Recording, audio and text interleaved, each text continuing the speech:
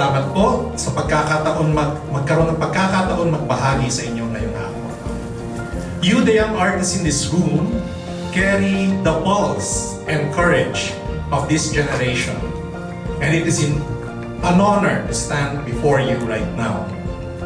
As students, many of you live with questions about the art world, about the future of your practice, about the country you are creating for. Our art scene survives, evolves, and thrives. But our art education, this is where we are hurting, unfortunately, right now. So today, let me offer you some 6 guiding questions that I thought that would be important to ask this afternoon. 6 points of reflection, 6 sparks to help you find your way as you discover your place in the art ecosystem. To decide to become an artist, I had to keep my day job in order to sustain it. And it is important that you have the pragmatics in the approach in which to sustain your craft. I would always tell my students, never leave your day job. Not yet. Minsan, itong day job na ito will give us the opportunity to experience life. Mas lalong nagkakaroon ng hugot yung mga storya na ginagawa natin because we become part of the workforce. And eventually I decided, against the advice ng aking tatay na artist, na ayaw niya nung naglagay ako ng application sa UP, first choice ko architecture, second choice ko was fine arts. First choice ko fine arts, second architecture. Huwag kang ipagpalit mo yan. First choice ka ng architecture, walang pera sa arts. And that is coming from a father because I know, yung pinanggalingan niya, mahirap.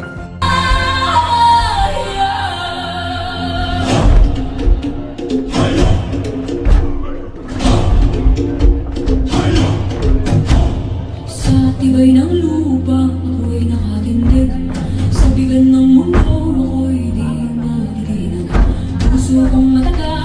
Ako sa ngalan ng lupa, isinusumba ako sa ngalan ng dugo. Walang kasalanan, ako'y tatayo. Hanggang sa huli, ako'y katubuhan.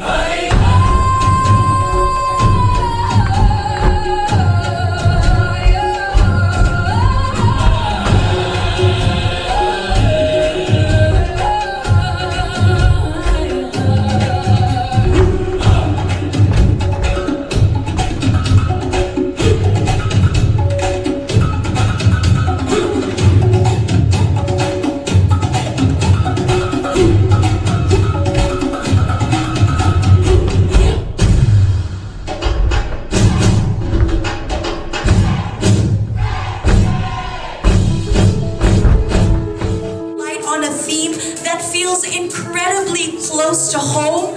Alab. Can we all say it? Can you all say it? Alab. Yan.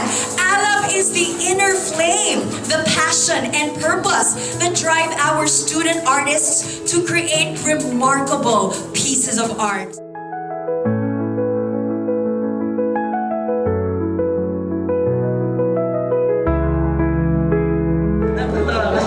Ito po yung first national competition na nanalo. Gusto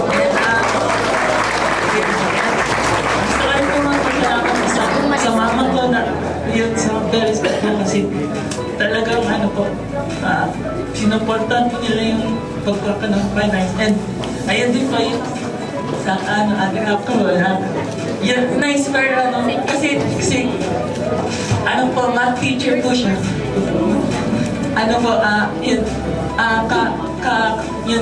May part-time po ako natrabaho tungkol sa math ko.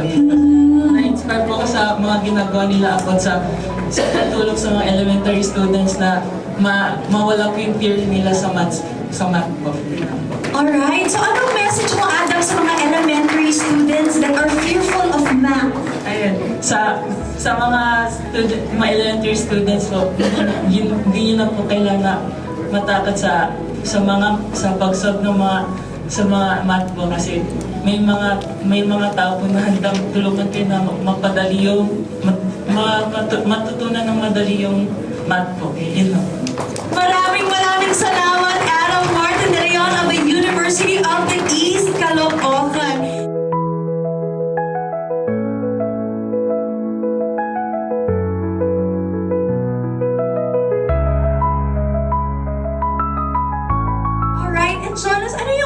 inspiration behind the Odyssey of the Scrap Mariner? Yung inspiration ko po dito, yung mga underprivileged na pamilya po, yung children. Balik, sa conceptual base ko po, through social media, may nakita po ang photography na 4 na bata po na naglalaro ng toy boat crafted from scraps po, like in styrofoam, yung ganyan, mga balat ng Nigeria. And doon ko po nakita, doon po ako na-inspire talaga since childhood pa din po. Mahilig na po kami gumawa ng mga ganitong bagay po. Alright, Jonas, anong gusto mong maramdaman ng mga bata also from underprivileged families that will look on your artwork? Gusto ko lang po na everything is possible po as long as naniniwala tayo sa kakayahan natin, and yun, we keep the fire burning and everything is possible at kasama natin si Lord sa ginagawa natin. And yes, we will keep the alam burning! Jonas Almazar on Bataan Peninsula State University.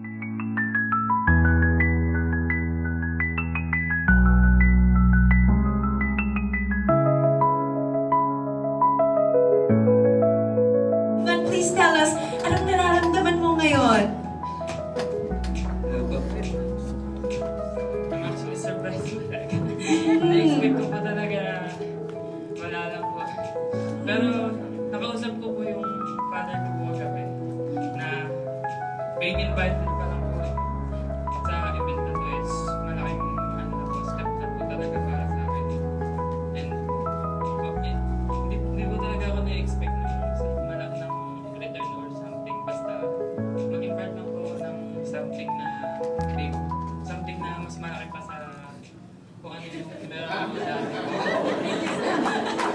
Basta po, ano po, I'm surprised po talaga. Hindi, pinaprocess ko pa rin po hanggang ngayon po.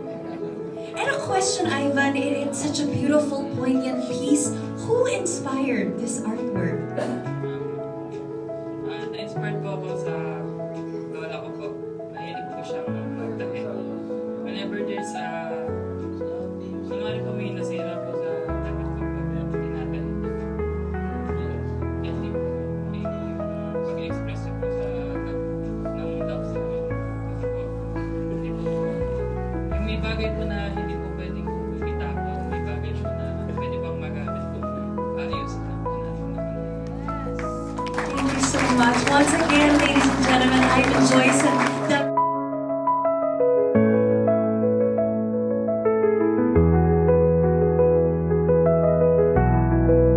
Ako naiyak, ano po, nagkakita ko po yung ibang winners po. And of course, I'm very thankful to my father and to my family na nag-watch po live. And of course, to Shell po for appreciating arts and helping each one of us ignite our flame. Thank you po. Alright, congratulations! Again, Ruth Sen.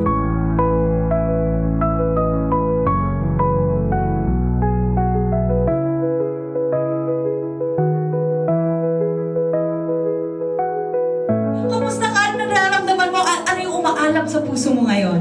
Hindi ko po maintindihan. Kasi sa una pa lang satisfy na ako kasi top 7 ako, tapos hindi ko opportunity na po na makasali ako na sa national. Kasi first time ko po ito eh. Congratulations! Alright, and who would you like to thank or dedicate your win to? Gusto ko magpasalamat sa aking pamilya, sa aking mama nanonood sa live. Salamat po sa suporta. At siyempre sa coach ko, si Steven Bang. Salamat po sa idea and sa aking kasama ngayon at sa aking mga kaibigan. Maraming salamat po. Alright, last question, Jerry. Anong mensahe mo sa mga artist na tulad mo na may pangarap na umaalab sa loob ng damdamin nila? Kasi po yung sa akin din kasi po ay pag may struggle po kasi may hope po. As an artist po, as a freelancer po, hindi po matumal yung mag-picture-picture ka lang, mag-video-video ka lang. Hindi po eh, pero may makikita po talaga. At sa aking sarili po, nakikita ko po na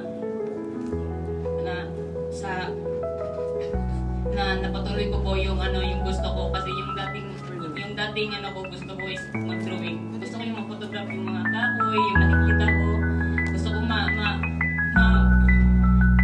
make into art.